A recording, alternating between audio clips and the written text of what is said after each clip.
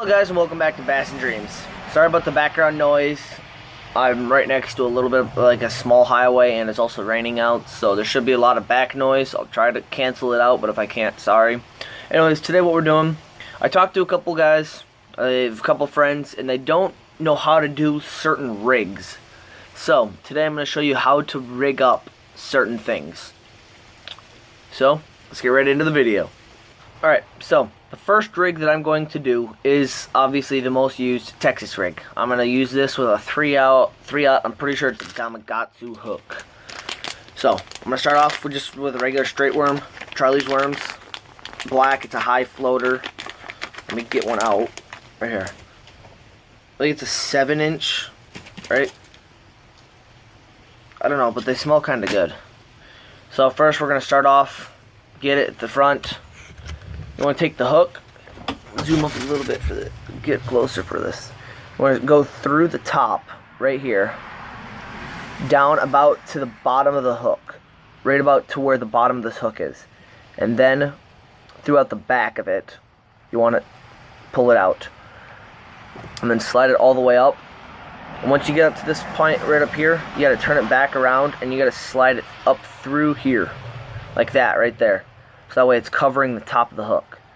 And then you just size it up from the bottom. Oh, whoops, I'm going the wrong way. You size it up from the bottom, and right where the bottom of the hook is, that's where you poke it through.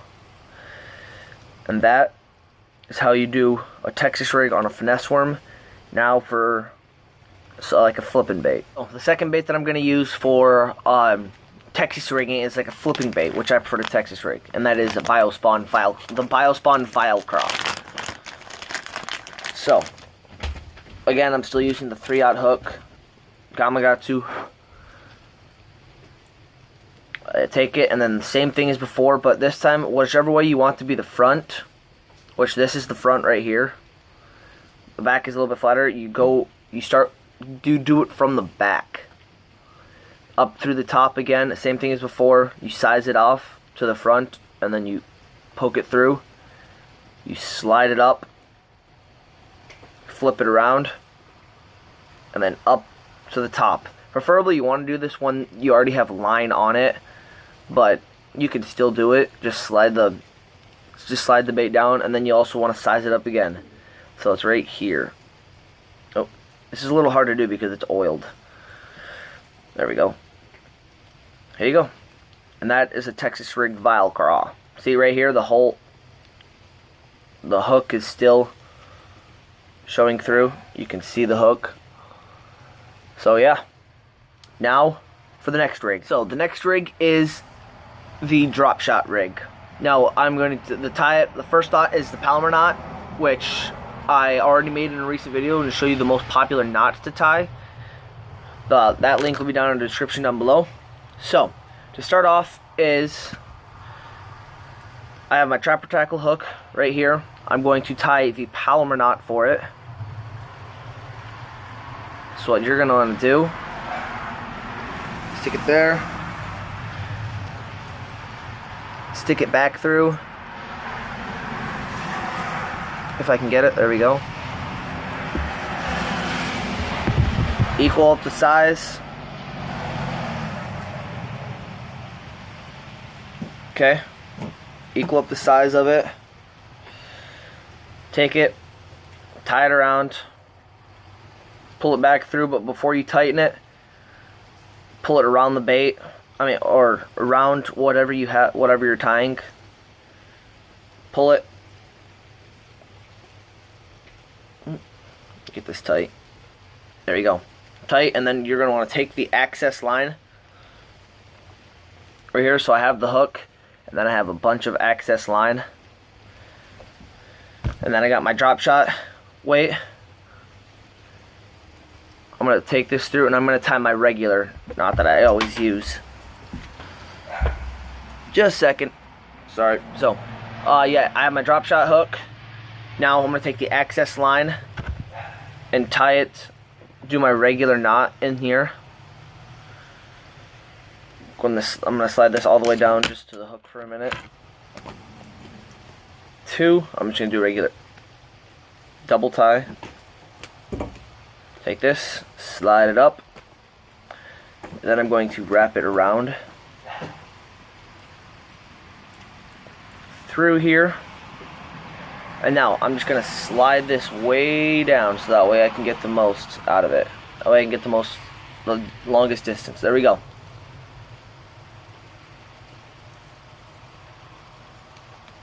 And I now have the Dropshot Rig right here. I have the sinker. I have about a foot of line. And I have my drop shot. So right here. There is how you tie the Dropshot Rig. Link in the... Next rig I'm going to do is the most widely known, and that's the Wacky Rig. The easiest to use. So I don't have... I'm gonna Wacky Rig up a finesse worm.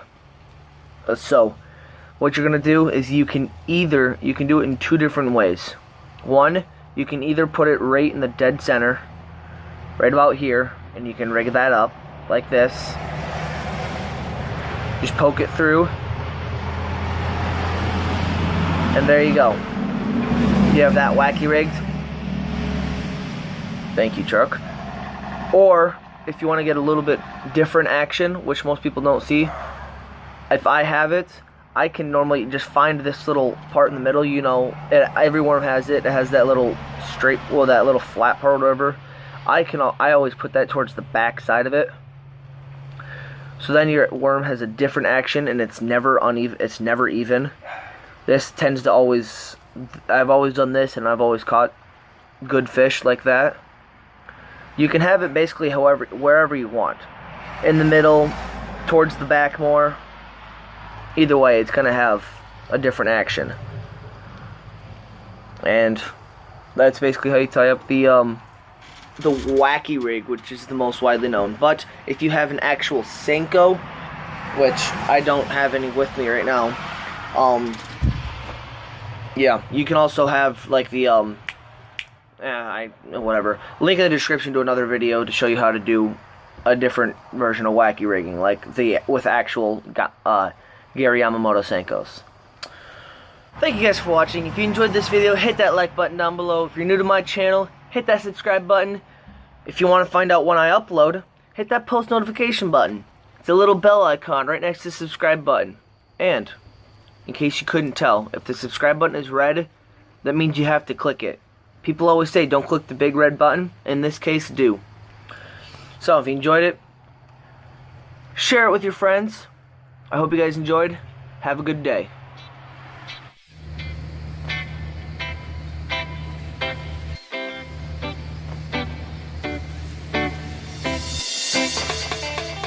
Nothing but ocean.